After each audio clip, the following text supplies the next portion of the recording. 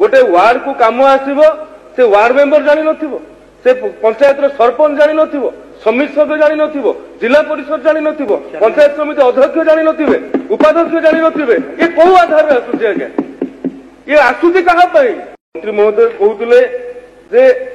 स्थानीय जनसाधारण सामूहिक संस्था गोष्ठी एवं निर्वाचित जनप्रतिनिधि मानक द्वारा स्थिरीकृत होईकि ये प्रकल्प सब कार्यकारी होईछि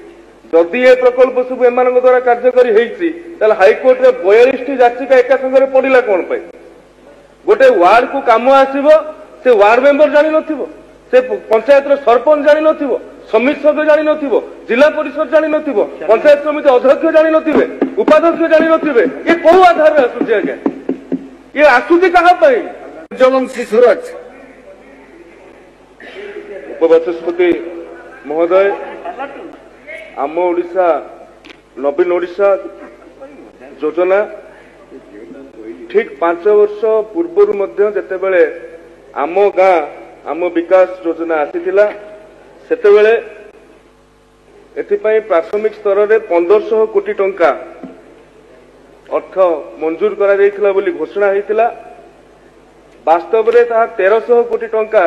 परवर्ती समय मंजूर है 200 कोटी टंका कटिगला एबे जो 4000 कोटी टंका मंजूर होइछि बोली आम ओडिशा नवीन ओडिशा रे से निर्वाचन परे केते टंका कटि जीवो ताहाकु मध्ये आमे संदेह प्रकाश करूछु एवं आम गाँ आम विकास रे 483 कोटी टंका खर्च होई पार नथिला 2022 सुधा एबे जो आम ओडिशा नवीन ओडिशा रे 4000 कोटी टंका आपण एककालीन निर्वाचन आउ 1.5 मास 2 मास अछि आपण माने अजाडी दउछंती मु कहिबि नाही जे ए योजनाटी जन विरोधी ए योजना कले ग्रामांचल विकास हेब नहीं मु एकटा बिल्कुल कहिबि नहीं किंतु जेतिकी अर्थ आपण एककालीन देई दउछंती एवं अनेक कथा आसुची ता भितरे मंत्री महोदय कहउतले जे स्थानीय जनसाधारण सामूहिक संस्था गोष्ठी एवं निर्वाचित जनप्रतिनिधि मानक द्वारा स्थिरीकृत होईकि ये प्रकल्प सब कार्यकारी होईछि जदि ये प्रकल्प सब एम द्वारा कार्यकारी होईछि हाइकोर्ट रे 42 याचिका एका संगे पड़िला कोन पाई खंडपीठ बसिक 42 याचिका को एका थरे तार राय कोन पाई सुनेइले तेणु एका सांगरे जेतेबेले आपण 4000 कोटी ओडिशा रो ग्रामांचल को पठौछंती एथुरु प्रमाणित हेउछि जे एथिरे 10 रु 20-30% पीसी संग्रह करबा पाई ये गोटे योजना सुचिंतित उपाय रे करा जायछि जोटा कि निर्वाचन पांठी परिचालन रे ये सहायक हबो एकथा आमे कहूना एकथा जनसाधारण कहउचंती राज्यर बुद्धिजीवी कहउचंती राज्यर शिक्षित समाज कहउचंती उपबाचस्पति महोदय मु आउ एक कथा कहबा चाहूची जे संविधान संशोधन रो 73तम आईन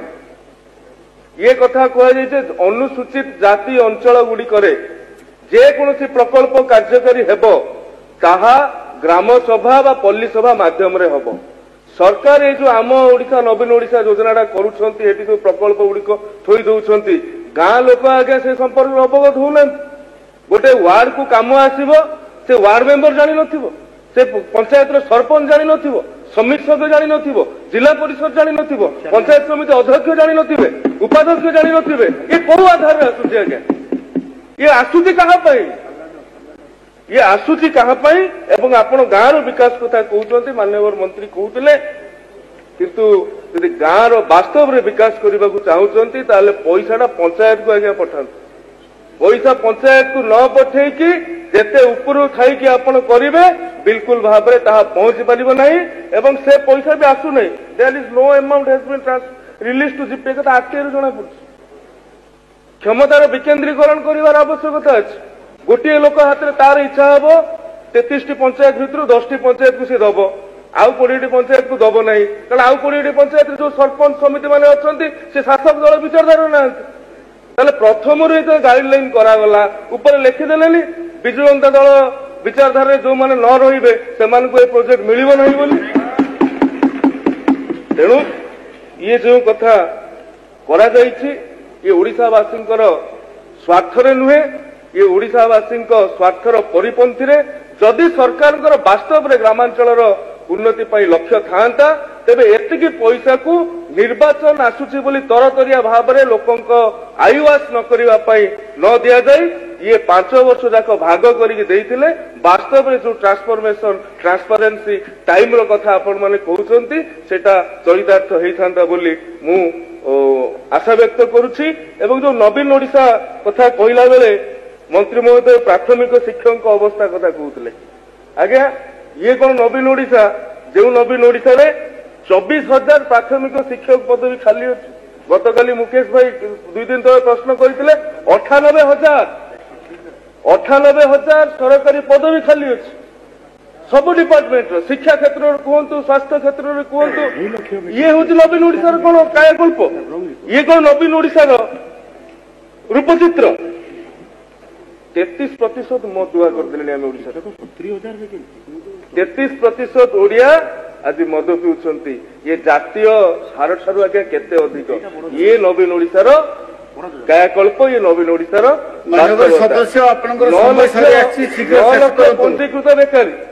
ଇଏ ନବୀନ ଓଡିଶା। ଆଉ ଯୋଉ ଆମେ ମେକ୍ ଇନ୍ ଓଡିଶା କନକ୍ଲେଭ କଲେ 2 ଥର କରିଦେଲେ, କହିଲେ ଆମେ ଏଫଡିଆଇ ଆସିଯିବ, ଇଏ ହେଇଯିବ, ସିଏ ହେଇଯିବ। ମତେ ଲାଗୁଛି ଏଫଡିଆଇ ଗୁଡିକ ଆସିକି ଯୋଉ ମଦ ଭାଟିର ଯୋଉ ଆଲମାରୀ ଅଛି ତା ଭିତରେ 350 କୋଟି ଟଙ୍କାରେ ପହଞ୍ଚି ଗଲାଣି। ଇଏ ଏଫଡିଆଇ ଆଉ ଲୋକଙ୍କର ଏଇ ଶିଳ୍ପାନୁଷ୍ଠାନର ଉତ୍ଥାନରେ ଲାଗୁନାହିଁ। ଶିକ୍ଷକ ନିଯୁକ୍ତି କଥା କହୁଛନ୍ତି, ଶିକ୍ଷା ବ୍ୟବସ୍ଥା କଥା କହୁଛନ୍ତି। ଏ ଯୋଉ ମାହାଲ ମାଣ୍ଡା ମାନେ ଅଭିଯୋଗ ହେଲେଣି, ଚଢେଇର ଫଟୋ ଲାଗିଯାଉଛି, ସେଇମାନେ ଆସିକି ଇଏ ହଉଛି ଆଜ୍ଞା କଣ ନବୀନ ଓଡିଶାର ନିଦର୍ଶନ। 58,000 ଅଭିଯୋଗ ଆପଣ ମାନେ ରାଜ୍ୟ ସାରା ବୁଲି ବୁଲିକି ସଂଗ୍ରହ କଲେ। ତାହେଲେ ଯେତିକି ଜିଲ୍ଲାପାଳଙ୍କର ଅଭିଯୋଗ ପ୍ରକୋଷ୍ଠ ଆଜ୍ଞା ଫେଲିୟର ହେଇଯାଇଛି। ଜଣେ ଲୋକକୁ ବୁଲି ବୁଲିକି ରାଜ୍ୟ ସାରା ଅଭିଯୋଗ ସଂଗ୍ରହ କରିବାକୁ ପଡୁଛି। ଯଦି ନବୀନ ଓଡିଶା ଆମ ଓଡିଶା କରିବାକୁ ଚାହୁଁଛନ୍ତି ତେବେ ବାସ୍ତବରେ ଆପଣ ନିର୍ବାଚିତ ପ୍ରତିନିଧି ମାନଙ୍କୁ ସାମିଲ କରନ୍ତୁ ଏବଂ ତରବରିଆ ଭାବରେ ନ କରିକି 5 ବର୍ଷ ଭାଗ କରିକି ପଇସା ଦିଅନ୍ତୁ, ତେବେ ଯାଇକି ଆପଣ 5T ର ଯଥାର୍ଥତା କରିପାରିବେ। ଧନ୍ୟବାଦ।